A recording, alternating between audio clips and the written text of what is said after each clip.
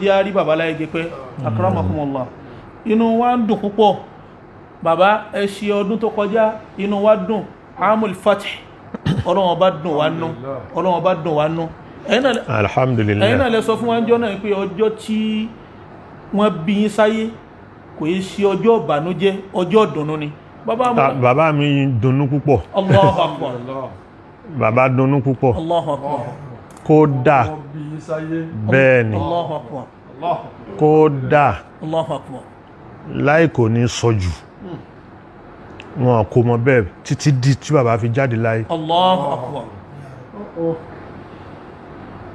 bàbá ti mọ ọmọ tí ó ṣe alhamdulillahi rabbil alamin wọn kò mọ mí bí wọ́n ṣe kó mi akramakumullah tí bàbá fi jáde láyé alhamdulillah Allahu akbar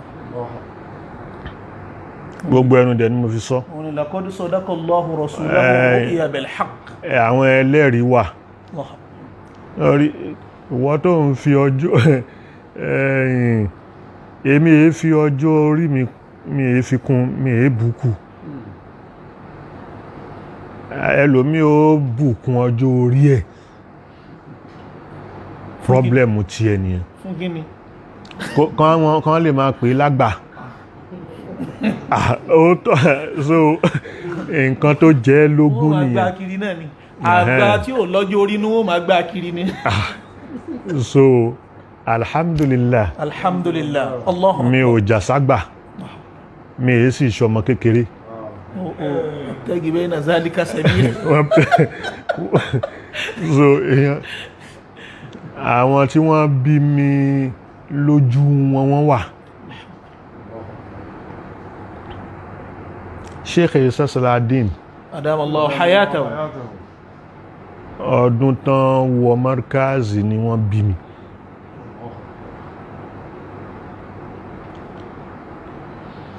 Sheikh Yusuf Juma Ìlàlà Ra'isun Niqaba ọdún tí wọ́n wọ markazi ni wọ́n bí mi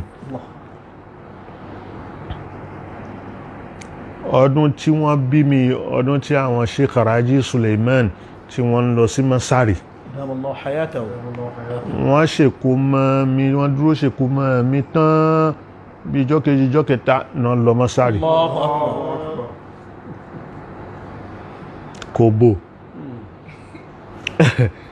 kòbò tí ń bá ń parọ́ mọ́ ọdún tán bí mi ní àwọn tán lè jẹ tán lè Allahu akbar ọjọ́ bí yín ní ọjọ́ bí alẹ́ Muhammad ní ọlójú so Sheikh Raji Suleiman ọlọ́run kó jẹ́ àrí wọn pẹ́ wọ́n wà àwọn tán lè sọ̀tàn bọ́n ṣe bí mi nìyẹn ẹlòmí ò lè sọ̀tàn bọ́n ṣe bí mi kò ṣojú ẹ̀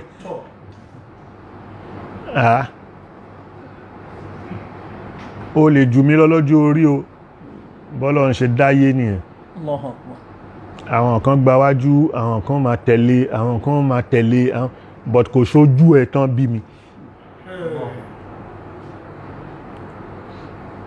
kò sì ṣojú ẹ̀ tán bí mi mo sì di ọmọ ọdún 1969 mọ̀dọ̀mọdún 11 lẹ́lòmí ṣẹ̀ṣẹ̀ jáde markaz tó ṣẹ̀ṣẹ̀ jáde tòjí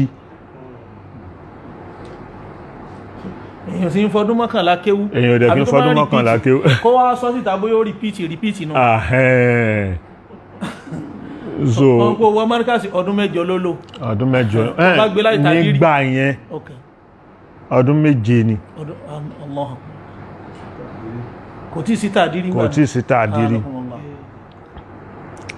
ọdún méje ni ó wá ṣe sanawúlá ní ọdún mẹ́fà ni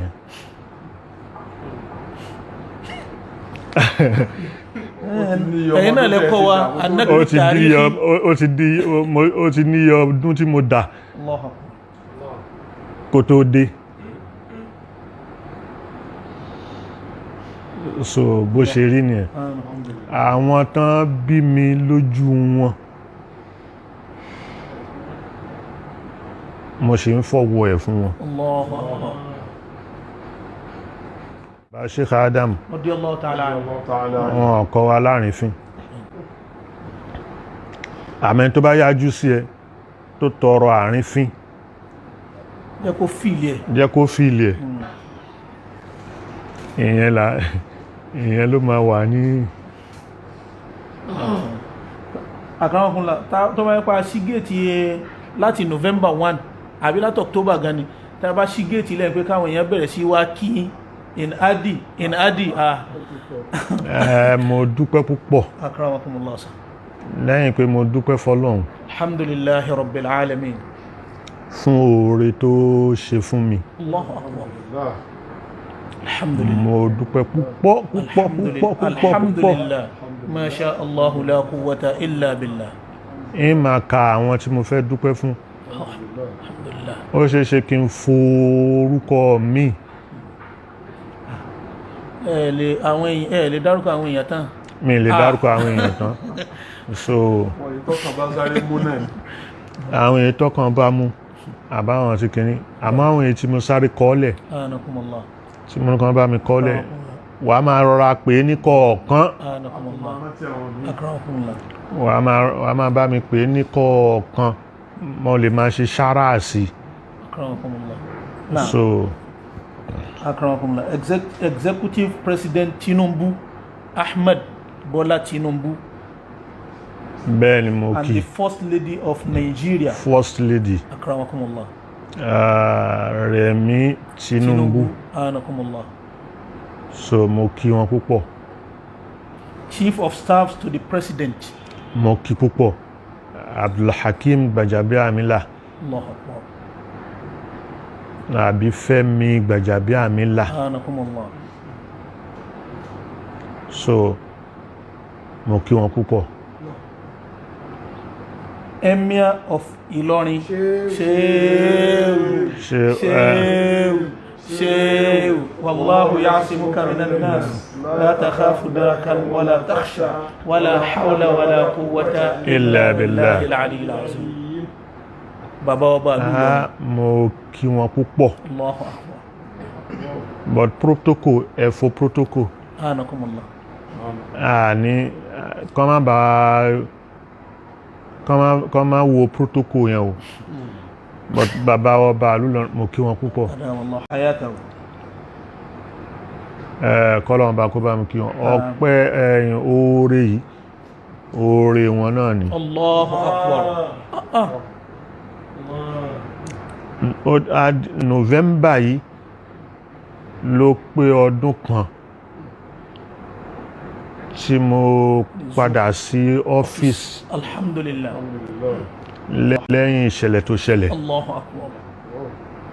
So ìdí ni àwọn èèyàn tí wá kí mi wọ́n pọ̀ àwọn èèyàn fẹ́ kí mi wọ́n pọ̀ àwọn èèyàn tó wá wọ́n pọ̀ àwọn èèyàn tí wọ́n fẹ́ wá wọ́n pọ̀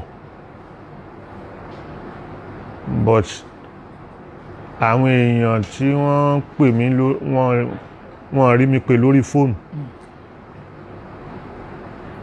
gbogbo wọn bẹ́ẹ̀ mo fẹ́ kọ́lọ̀ ń bá mi kí wọn. jẹ́ kí bàbá ọba ìlú Ìlọrin pé oore wọn gangan ni. Oore wọn ni. àwọn náà ń ṣe 28 years lórí. ní November náà làwọn náà ṣe àdẹ̀ ṣàdúrà ẹ̀. bẹ́ẹ̀ ni sàánàkùnmọ́lá. 11. akramakumullah. So àtúnṣe àdúrà ní jímọ̀. ní jímọ̀ so alhamdulillah. So al-imam al-Fulani imam wọ́n wá padà sókè akramakumullah torí protocol anakumullah. nígbà tẹ́ sọ àwọn nínú kan tó dárúkọ tó bá jókòó tí gọ́vnà bá jókòó gọ́vnà ni wọ́n kọ́kọ́ kí. anakumullah. Now, executive governor of Lagos State. Kwara State bá ń dárúkọ Kwara State. Kwara State.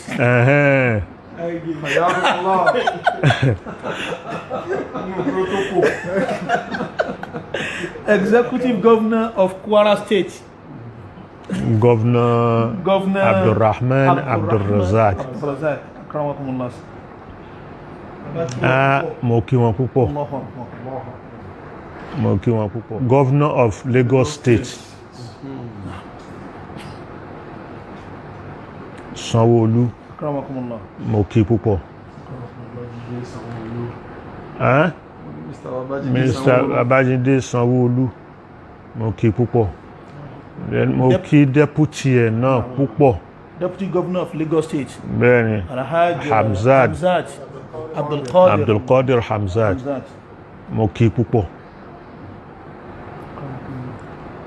Náà mo kí speaker Lagos State púpọ̀. Imam Fulani wọ́n ní bínú but protocol ni wọ́n lè jókòó kí governor káwọn tí mo wí kan jókòó. Yóò mọ̀ nẹ́dọ̀ kulla unasin bí imamihim. Àwọn náà ni wọ́n ṣe mọ́mù wọn. Àwọn náà ni wọ́n ṣe mọ́mù wọn. Wọ́n wà wájú but kọ́ adárúkọ wọn náà. Akramakumullah. Then speaker Lagos State. Mudathir Obasa. So bá ń kí wọn púpọ̀. Ọlọ́run bá mi kí wọn. Former Governor of Lagos State. Lẹ́yìn àwọn tó ṣì wà ń jọba nísìn. Agége local government. Chairman. Abdulgani Egunjobi. Mo kí òun náà. Mo kí àwọn member house. Gẹ́gẹ́ bí Dr. Wale Ahmad. Akramakumullah. Mo kí púpọ̀. Anakumullah.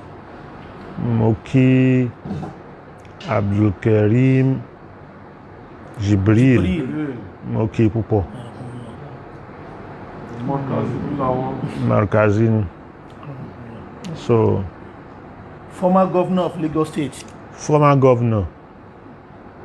Babatunde Alhaji Babatunde Raji Fashola. Ben mo kí púpọ̀. Mo kí púpọ̀.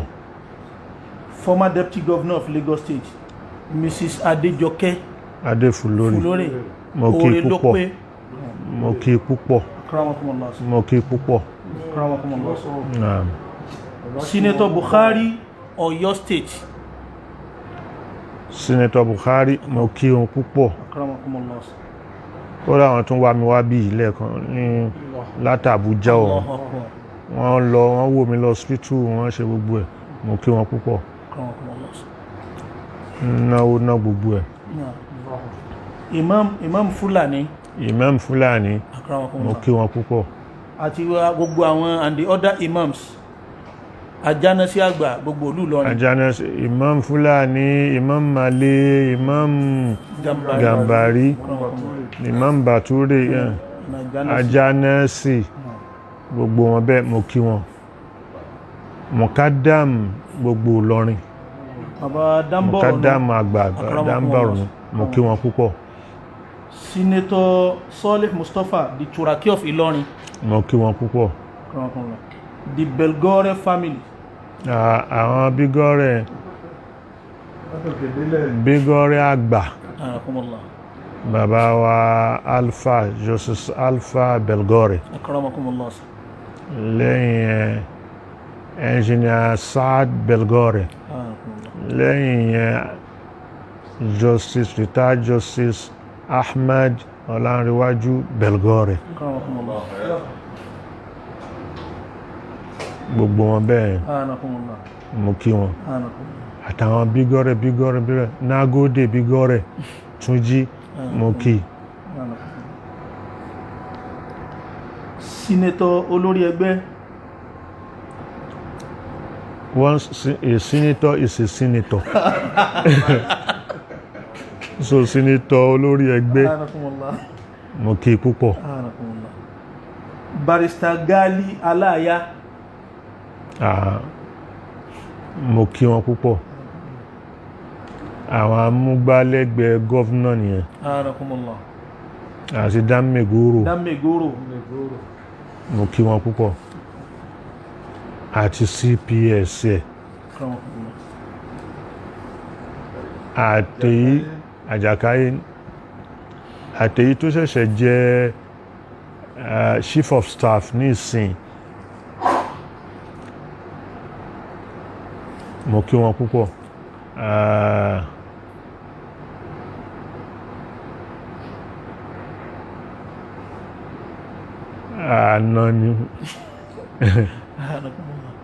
àná mi ni so mo kí wọn púpọ̀. bàbá kí wọn púpọ̀. Dr. Alimi Abdulrazak ẹ̀gbọ́n gọ́vnà nìyẹn. anakumullah. Hajia Khairat Gwadabe àwọn ará ti gọ́vnà náà ni. Hajia Aishat Lawal mo kí wọn náà púpọ̀ gbogbo wọn yẹn mo kí wọn púpọ̀. Hajia Khairat òun náà ni sínétọ̀. So Niqabatul Markaziyin lápapọ̀ látorí Ra'isul Niqaba. Niqabatul Markaziyin lápapọ̀. Akramakumullah. National body. So Niqaba yẹn mo gbé látorí Sheikh Dr. Yusuf Juma Kọ́láwọlé Juma. Adamallahu hayatahu.